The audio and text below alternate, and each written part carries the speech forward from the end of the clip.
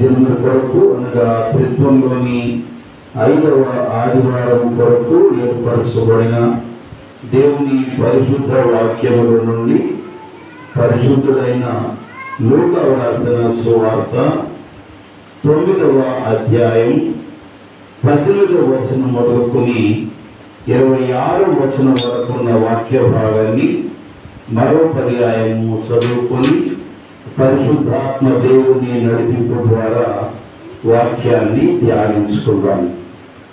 అది లూకా సువార్త 9వ అధ్యాయం 18వ వచనం నుండి ప్రారంభం.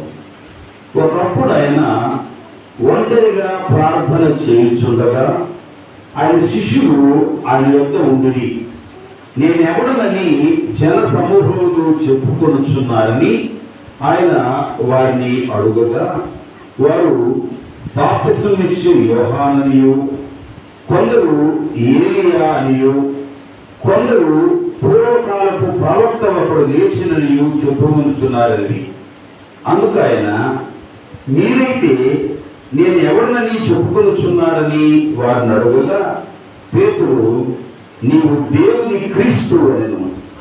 ఆయన ఇది ఎవరితోనూ చెప్పవద్దని వారికి ఖండితముగా ఆజ్ఞాపించి, మనుష్య కుమారుడు బహుశ్రమలు పొంది పెద్దల చేతను, ప్రధాన యాజకుల చేతను, శాస్త్రుల చేతను విసర్జింపబడి చంపబడి 3వ దినమున లేచుట అగత్యమని చెప్పాను. మరియు ఆయన అందరితో ఇట్లనెను, ఎవరైనను నన్ను వెంబడింపగోరని ఎడల తన్ను తాను ఉపేక్షించుకొని ప్రతిదినము తన సిలువను ఎత్తుకొని నన్ను వెంబడింపవలను. తన ప్రాణమును రక్షించుకొనగోరు వాడు దాన్ని పోగొట్టుకొనును. నా నిమిత్తమై తన ప్రాణమును పోగొట్టుకొనువాడు దానిని రక్షించుకొనును. ఒకడు లోకమంతయు సంపాదించి తను తాను పోగొట్టుకున్న ఎడల లేక నష్టపరుచుకున్న ఎడల వారికి ఏమి ప్రయోజనము? నన్ను గూర్చియు నా మాటలను గూర్చియు సిగ్గుపడు వాడెవడో వాని గూర్చి మనుష్య కుమారుడు తనకును తన తండ్రికి పరిశుద్ధ దూతలకును కలిగి ఉన్న మహిమతో వచ్చినప్పుడు సిగ్గుపడును. దేవుడు ఈ పరిశుద్ధ వాక్యమును మన వినికిడిలో దీవించునుగాక. ఆమేన్. తల ఉంచండి, ప్రార్థన చేసుకుందాం. మమ్మల్ని మిక్కిలిగా ప్రేమించిన మా పరలోకపు తండ్రి, మీకు స్తోత్రాలు. ఇదిగో నాయన, ఈ సభ దినమందు మేమందరం మీ సాన్నిధ్యములో చేరుకొని మిమ్మల్ని స్తుతించి ఘనపరిచి ఇప్పుడు మీ వాక్యాన్ని ధ్యానించడానికి ఉపక్రమిస్తున్నాం. పరిశుద్ధ దేవ, ఈ కూడికను ఆశీర్వదించండి నాయన. ఇదిగో మీ సేవకుడు నిలువబడి ఉండగా నా నోట మీ మాట ఉంచి నీ ప్రజలతో మీరు మాట్లాడండి, మీరే మహిమ పొందండి. యేసు నామమున ప్రార్థించి వేడుకుంటున్నాము తండ్రి. ఆమేన్. దయచేసి కూర్చోండి. ప్రభునందు ప్రియమైన దేవుని సంగమ, మన రక్షకుడు ప్రియ ప్రభువునైన యేసుక్రీస్తు వారి పరిశుద్ధ నామములో మీకందరికీ శుభాభివందనాలు తెలియజేస్తున్నాను. మీరు ఆలస్యంగా వచ్చినా పర్వాలేదు, కొందరు వచ్చినారు, సంతోషం. ఇది ఈరోజు వాక్యం ఏంటంటే, రాత్రికి మనం ఆస్వాదించబోయేది విందు భోజనం. ఏమండి, ఇప్పుడు లైట్గా పోంచేయాలి, అంతే కదా. విందు భోజనానికి వెళ్ళబోయే ముందు భోజనం ఫుల్గా చేసిపోతామా? చేస్తామా? అట్లా అందుకని లైట్ భోజనం ఇది. బయట హోటల్స్లో అక్కడక్కడ చికెన్ ఫాస్ట్ ఫుడ్ సెంటర్స్ అంటారు. ఫాస్ట్ ఫుడ్ సెంటర్స్ అంటే నాకు అర్థమయ్యేది లేదు మొదట్లో. అంటే త్వరగా జీర్ణం అయిపోద్దా, లేకపోతే త్వరగా చేసి పెడతారా, ఏంటి ఫాస్ట్ ఫుడ్ అంటే అర్థమయ్యేది లేదు. తర్వాత అర్థమైంది. ఫాస్ట్ ఫుడ్ అంటే ఏంటంటే, ఇశ్రాయేలు ప్రజలు ఐగుప్తు నుంచి వాగ్దాన భూమిలోకి వచ్చేటప్పుడు వాళ్ళు ఏం చేశారు? పస్కా విందును ఆచరించినారు కదా, గుర్తుందా? కొన్ని వందల వేల సార్లు చెప్తుంటాం మీ మాటలు.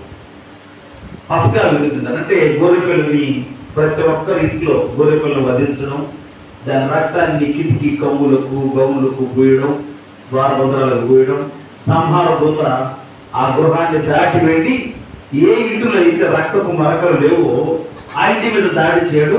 వాళ్ళ ఇంట్లో ఉండే మొదటి సంతానాన్ని, అది కుక్క కానీ, కోడి కానీ, గుర్రం కానీ, కోటి కానీ, ఏదైనా సరే బిడ్డ కానీ చచ్చిపోవడం, ఆ దేశం అంతా గగ్గోలు పెట్టడం. అప్పుడు వీళ్ళు భోజనం చేశారు. ఎలా చేశారంటే కాళ్ళకి చెప్పులు తొడుక్కొని, నడుముకు దట్టి కట్టుకొని, చేతుల కర్ర చేత పట్టుకొని, పొంగని భక్ష్యములు అంటే పులియని రొట్టెలు, దాని పేరు పస్కా పండుగ. పులియని రొట్టెలు అంటే పిండి పులవనివ్వకుండా పుల్కాలు వేసుకుంటారు చూసా, పుల్కాలు ఆ టైప్ అనమాట. ఆ పుల్కాలలాగా వాటిని పెట్టుకొని దాంట్లో చేదు కూరలు పెట్టి అది తినాలి.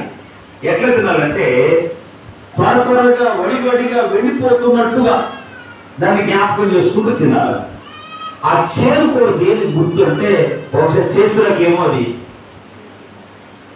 చేదు కూర దేని గుర్తు అంటే దేవుడు గడిచినటువంటి చేదు నుంచి, ఈ బాధకరమైన జీవితంలో నుంచి నన్ను వెలుగులకు తీసుకొచ్చినాడు.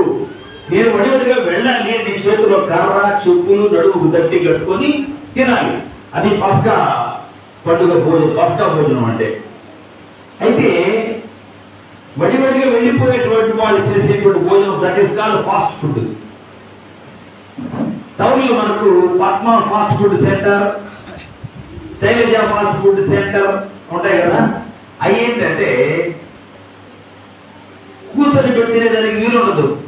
చిన్న చక్కెర పెట్టేస్తారు పైన, మనకు కావాల్సిన టోకన్ నుంచి తీసుకోవడం, దాన్ని విడు గబగబ తినడం, వెళ్ళిపోతున్నాడు. ఇప్పుడు చర్చలు కూడా అట్నే అయిపోయినాయి.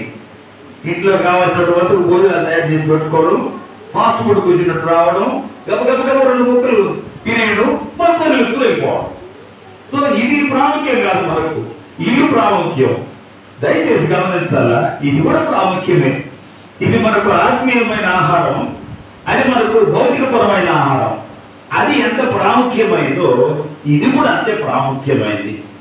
మీరందరూ నా మాటలు ఆలకించండి, నా మాట వినండి.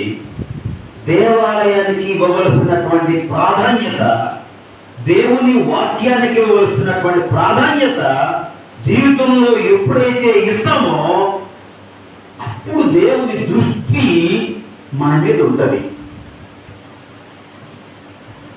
మీరందరూ, నేను అనుకుంటున్నాను రాత్రి 10 గంటలకు నిద్రపోయినారు కదా, నిద్రపోండి. నేను 2 గంటలకు నిద్రపోయినా.